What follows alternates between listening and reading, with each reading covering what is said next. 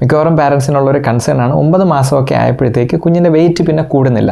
6-7 മാസത്തിൽ നോക്കിയ വെയിറ്റ് തന്നെയാണ് ഇപ്പോഴും, വെയിറ്റിൽ വലിയ വ്യത്യാസമില്ല. അപ്പോൾ ഇതിൻ്റെ കാര്യം എന്താണെന്ന് വെച്ച് കഴിഞ്ഞാൽ, ഒന്ന് കുഞ്ഞിൻ്റെ ആക്ടിവിറ്റി ഭയങ്കരമായിട്ട് കൂടി, കുഞ്ഞുങ്ങൾ നന്നായിട്ട് അനങ്ങാൻ തുടങ്ങി, നന്നായിട്ട് മൂവ് ചെയ്യാൻ തുടങ്ങി, പിടിച്ചെണീക്കാൻ തുടങ്ങി, കളിക്കാൻ തുടങ്ങി.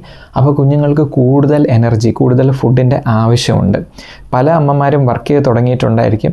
അപ്പോൾ അവരുടെ ബ്രസ്റ്റ് മിൽക്ക് കിട്ടുന്നത് കുറഞ്ഞു. പിന്നുള്ളൊരു പ്രശ്നം കുഞ്ഞിൻ്റെ നിയോഫോബിയ. പുതിയ ഫുഡ് ഐറ്റംസ് നമ്മൾ തുടങ്ങുമ്പോഴത്തേക്ക് കുഞ്ഞുങ്ങൾ അത് അക്സെപ്റ്റ് ചെയ്യാനുള്ളൊരു മടി, അളവ് വളരെ കുറവായിരിക്കും, തുപ്പിക്കളയുന്നുണ്ട്. നമ്മൾ കൊടുക്കുന്ന ഫുഡിനകത്ത് എങ്ങനെ എനർജി ഡെൻസിറ്റി കൂട്ടാം.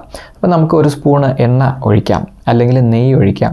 കുറുക്കൊക്കെ ഉണ്ടാക്കുമ്പോഴത്തേക്ക് അതിനകത്ത് കുറച്ച് ബട്ടർ ഇടണം. അപ്പോൾ ഇതൊക്കെ തുടക്കത്തിൽ ചെറിയ അളവിൽ തുടങ്ങുക, അത് കഴിഞ്ഞിട്ട് കൂട്ടുക. അപ്പോൾ ഇഡ്ഡലി, ദോശ പോലുള്ള സാധനത്തിനകത്തൊക്കെ കുറച്ച് ബട്ടറോ അല്ലെങ്കിൽ നെയ്യോ ഒക്കെ ഒഴിച്ചിട്ട് ചുട്ടെടുക്കുക. പിന്നെ ശർക്കര വളരെ നല്ലതാണ്. നമ്മൾ നേരത്തെയൊക്കെ പറഞ്ഞു പരമാവധി ഷുഗേഴ്സ് അവോയ്ഡ് ചെയ്യണമെന്ന് പറഞ്ഞു. ശർക്കരയ്ക്കകത്ത് കുറച്ച് അയണിൻ്റെ കണ്ടൻറ്റും കൂടെ ഉണ്ട്. അപ്പോൾ അയൺ കിട്ടുന്നത് വളരെ നല്ലതാണ്. കാര്യം ഈ സമയത്ത് കുഞ്ഞുങ്ങൾക്ക് അനീമിയ അല്ലെങ്കിൽ അയണിൻ്റെ കുറവ് വരാൻ സാധ്യതയുണ്ട്. കാര്യം കുഞ്ഞുങ്ങൾ പച്ചക്കറികൾ, ഇലക്കറികളൊക്കെ കഴിച്ചത്ര തുടങ്ങിയിട്ടില്ല. നമ്മൾ മീറ്റും ഫിഷും ഒക്കെ കൊടുത്ത് തുടങ്ങുന്നേ ഉള്ളൂ. മുട്ടയൊക്കെ കൊടുത്ത് കുഞ്ഞ് ശീലമായി വരുന്നേ ഉള്ളൂ. കുഞ്ഞിന് അയണിൻ്റെ കുറവ് കാണാൻ സാധ്യത വളരെ കൂടുതലാണ്.